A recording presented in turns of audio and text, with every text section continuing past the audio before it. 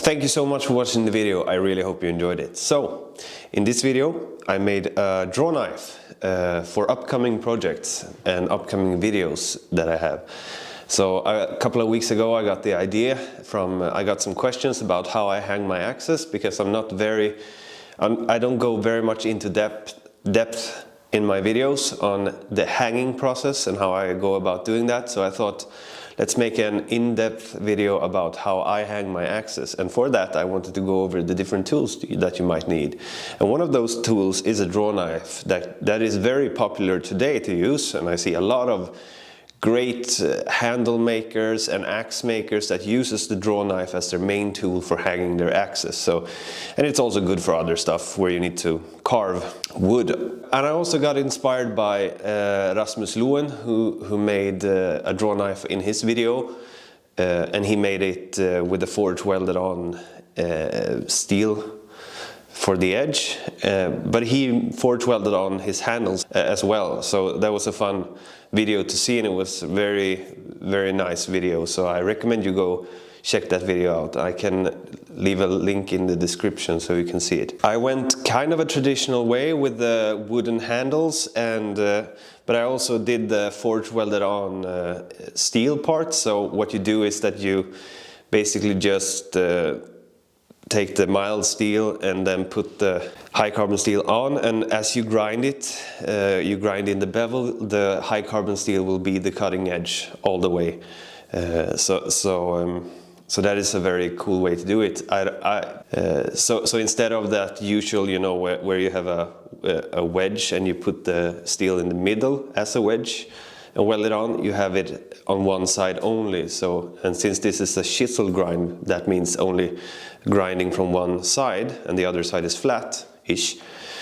The high carbon steel will always be present in the cutting edge, even if you have to regrind it, so you don't have to worry about that. It was kind of tricky to get the forge weld to set, you know. You could just tack weld it, right? But you know, it's fun with a challenge, and the challenge for me was not doing that, just having it on and carefully, you know, getting that initial weld going. It was a lot of fun to do, and it tests your patience and also experience with high forge welding. So if you want a challenge, I recommend you do it exactly the way I did it.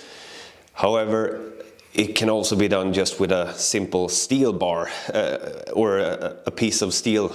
You don't have to do it with a forge welded steel on. So it's a lot easier to just take a piece of steel and forge this out of. You don't have to care about the forge weld. So depending on how you want to do it, there's a lot of different ways you can do it.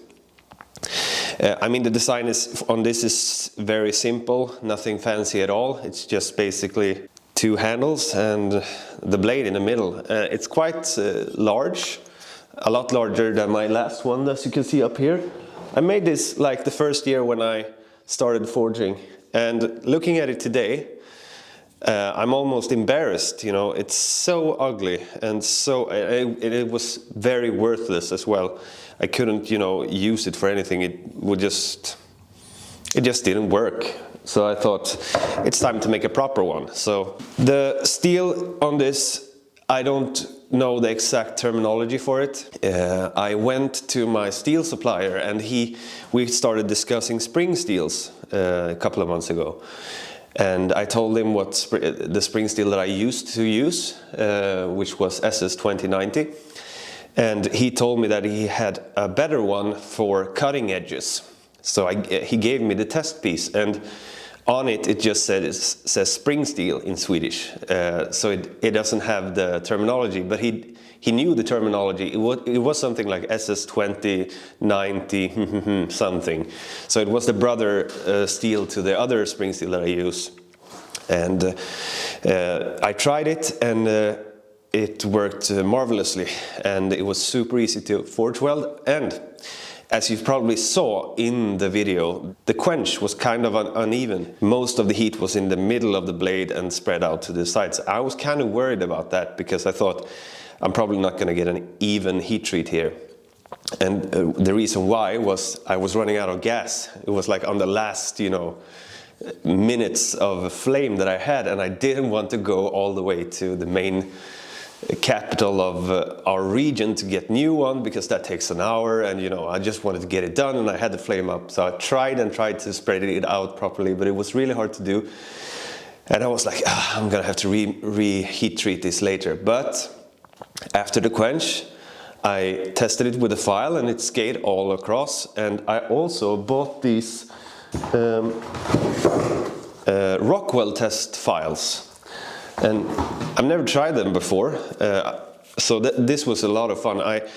Directly after the quench, I tried the hardest of the files, which is 65 Rockwell, and it skated. So it was super hard, very brittle as well directly after the quench. But after temper, which I did with the torch, it went down to around 60. Which is quite hard as well. So it's a very hard blade at the moment.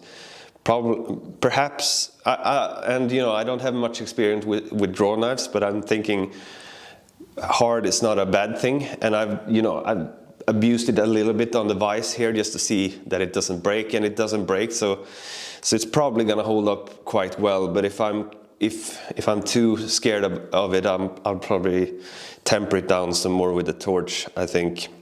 But so yeah, I was afraid about the quench, that it wasn't good enough, you know, too much heat in the middle and not too much on the sides, but it came out properly heat treated anyway, so that was really good.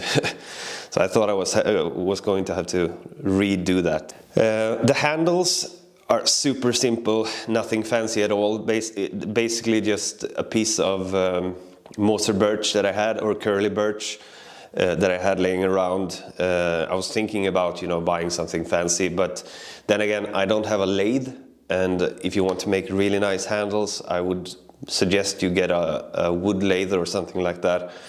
But I don't have that, so I had to, you know, do it by hand, and so it's they're quite uneven, but they look, you know, handmade. And I also took some. I colored them a little bit with the wood stain, just to make them look a bit more darker. I wanted the color to match the steel a little bit more. Birch can be very bright otherwise, and that could look good as well. But I just wanted them, you know, a little bit more darker. And there's just copper tubing here that I got from a plumber. But I'm very happy with the end result, and I suggest, you know, if you're confident in forge welding, this is a really fun test to try out. And if not, you can do it without forge welding. You can even take an old, I mean, the first one that I made here is made out of an old file.